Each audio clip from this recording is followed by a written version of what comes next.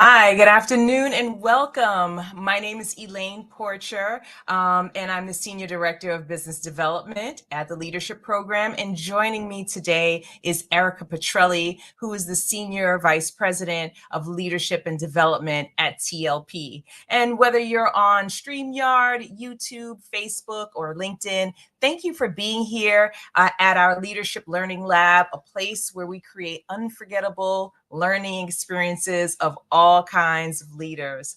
And a little context about today is that we're going to start a new training course for emerging leaders. And they will be coming from different organizations. And it will be a weekly course over the course of 8 weeks. And we'll be studying everything from the importance of trust to how to give back effectively to navigating difficult conversations.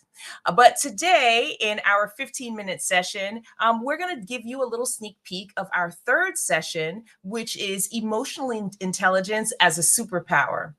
And if you're interested in joining us for our cohort, please sign up. And there's going to be a slide at the end that you'll be able to see all of the information. And if you would like to go and check us out at tlpnyc.com, you can see all about what we have in store for our Leadership Learning Lab.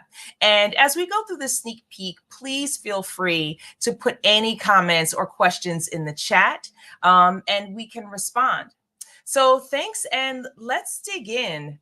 And emotional intelligence. Today we're going to be talking about emotional intelligence, or EQ. It kind of encompasses those soft skills that may be happening on autopilot, right? And those things that you don't really notice much until something goes wrong, like you're in a meeting and someone talks over top of everyone else way too much, or maybe a coworker who's a little less than courteous, or maybe your manager who you feel is not listening when you're trying to explain the workflow. We notice those soft skills that might be going awry then, right? And what happens is we kind of chalk those up to kind of like personality misses, right? So as people, we're just, we think that maybe these folks are just mean or uncaring or just vapid, right? But the chances are that your coworkers don't really know that they're exhibiting these character traits or that they're displaying these personality traits. And we, in essence, may steer clear of them because, these folks together may not be exactly our cup of tea, or we kind of don't want to interact with maybe those negative feelings or those negative actions, right? And because we're affected by them. But sometimes the coworker may be us. So we're going to kind of talk about when some of those personality traits or some of those emotional traits that we display get in the way, and how we can increase our emotional intelligence, or how we can increase our EQ. And so we're going to look at a few tips on how we can do that and harness this superpower called emotional intelligence. And so Erica is going to jump in with us now and look at our next slide. Thanks, Elaine. And there is a reason why I am so excited that this workshop is a part of this outstanding series we have curated for you, because just as Elaine described, emotional intelligence is such an important leadership skill, not only when looking at the emotional intelligence of our team, but as she just highlighted, it really is an opportunity for us to look at ourselves. And we love this quote as pertains to emotional intelligence by Warren Bennis, who's largely credited with bringing the study of leadership development into universities, into books at bookstores. And what he said was emotional intelligence, more than any other factor, more than IQ or expertise, accounts for 85 to 90% of success at work. IQ is a threshold competence. You need it, but it doesn't make you a star. Emotional intelligence can. And what he's talking about there is just that notion that your IQ is really that thing that's going to get you to the door, get you the job, but your emotional intelligence is really going to define your long-term success in your career. So this workshop is a really outstanding opportunity to look at that. Absolutely. Thank you, Erica. And I'm sorry I jumped the gun there with this next slide. But so we're going to start off by talking about our the four core social emotional competency clusters that was outlined by Daniel Goleman, who's an author of the book called Social Intelligence or Social Emotional Intelligence. And so he outlined these four competencies that are wrapped into emotional intelligence. So we're going to kind of look at them and skim through them, and then I'll flesh them out a little bit more. But as we're talking about them, I'd love for you to kind of look at yourself in these competencies. Where do you lie, and what happens with your own social and your emotional intelligence when you're thinking about these competencies? So the first one is self-awareness, and that has to do with how I'm feeling and why. And then the next is self-management. What am I doing about how I'm feeling? And is it helping or is it hurting? And then there's social awareness. How are you feeling and why? And then relationship skills, which is what am I doing about how we're feeling? And is that helping or hurting? But let's start with the self-awareness piece. So self-awareness is the ability to accurately recognize one's own emotions and thoughts and values, and how they influence our behavior. And I got to tell you, when I first started coaching, I had a coach myself, and I asked my coach, what was the number one issue that people would come in with? And the number one issue that she thought that people had the most difficulty with.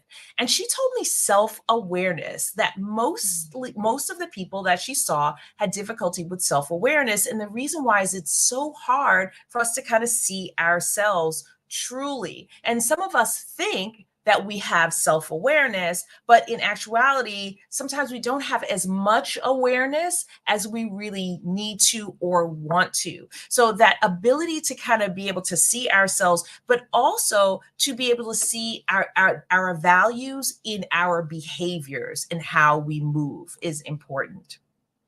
And then the next is self-management. So the ability to successfully regulate our emotions, thoughts, and behaviors in different situations. And some of the competencies in that are adaptability, sense of achievement, and positive outlook. So we want to be able to adapt to our circumstances, adapt to the work, adapt to what's happening in our work environments, in our teams, and then having that sense of achievement in where am I? Where is the needle at in my achievement in the goals that I have? And then having a positive outlook on our on my own self-management. And then moving through to social awareness, which is the ability to take the perspective and empathize of others, including those from diverse backgrounds and cultures. And so what tends to happen is it's easy to empathize with people that we're familiar with, that are very close to who we are, our same ilk in a sense. But when it comes to people that are very different from us, and that might be some of the folks in your office, that we find it a little bit harder to empathize with those folks. But this is a blind spot. Our brain is kind of tricking us in a sense that we don't really notice that that's happening. But we hypothetically could be not empathizing with groups that are kind of like different from us. And sometimes even groups that are the same as us. But social awareness is important when we're thinking about raising our EQ. And then finally, relationship management. So the ability to establish and maintain healthy and rewarding relationships. So we want to be able to relate and connect to the folks that we work with and just everyone around us. But, you know, when we're thinking about our office, we want to really kind of look at inspirational leadership. How am I a leader to the other folks that I work with? So whether I'm a player or a coach, either like a manager or a staff person rather, how am I a leader in my groups, in my teams? And also conflict management, like how am I managing conflict? Because we know it's going to show up. So how does it show? How do I react when conflict arises? And then teamwork. So how am I working within my teams, and how am I influencing my teams? And when we talk about that coach and mentor role, or we like to say the coach and player role, how am I working with a coach, and how is a coach working with me? And if we can master the management, the relationship management piece, we can build stronger trust with the people we manage, with our peers, and just everyone on our team, just in general.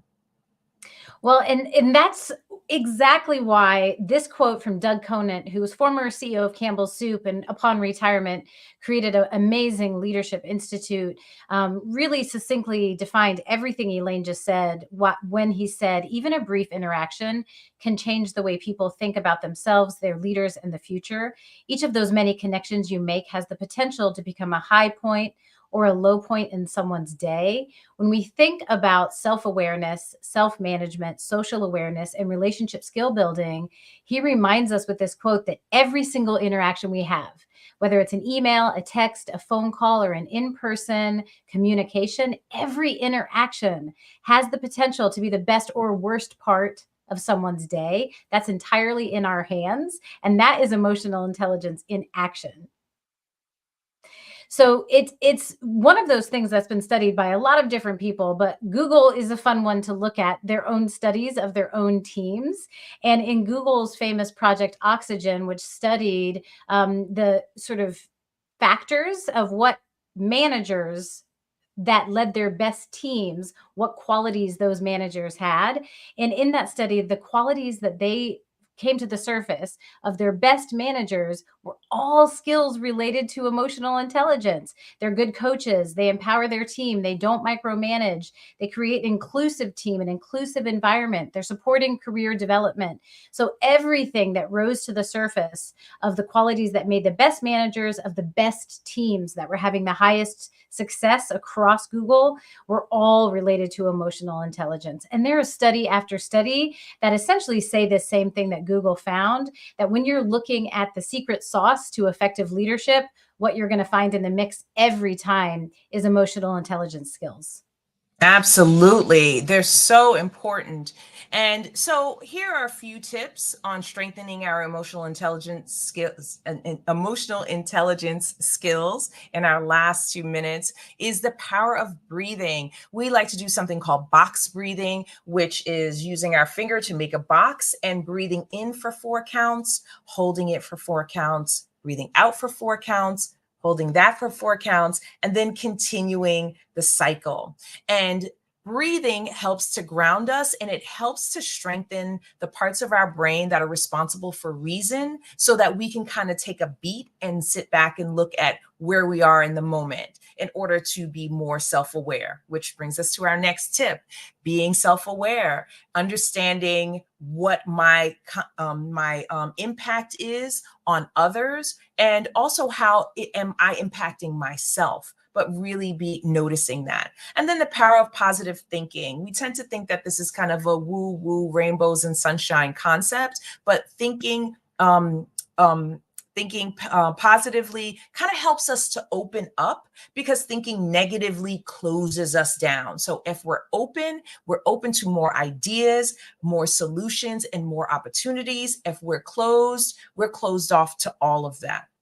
Then the power of empathy. As I mentioned before, understanding others around us and kind of like thinking about how they think, and just walking a mile in their shoes, right? Like, what is it like to be someone else, and being mindful of other people mattering. And maybe other folks are, clearly that we're all different, but having empathy for others kind of helps us to understand people better. I'm sorry, I can't speak today for whatever reason. All right. And finally, the power of curiosity. It helps to strengthen relationships, and helps to strengthen trust. So if you're a manager and you have a direct report, being curious about your folks as much as possible helps you to kind of dive into who they are more, and helps you to understand them better. So with that, we're going to move on to some action steps. Hearing what we've talked about today, just to kind of think about some things that you can do to put these things into perspective. And finally, so if this was interesting to you and you'd like to hear more about this series, and if you would like to join us in our Leadership Learning Lab, you can go to our website and you can sign up for our first class. It starts May 1st, and we're going for 8 weeks. And emotional intelligence is the third in the series. And if you have any questions, you can reach out to me at elaine@tlpnyc.com. And Erica, you're doing a sneak peek on difficult conversations on Friday afternoon. So I hope I see some of you then. Yes, we hope to see you soon for our Leadership Learning Lab series. Take care. Bye.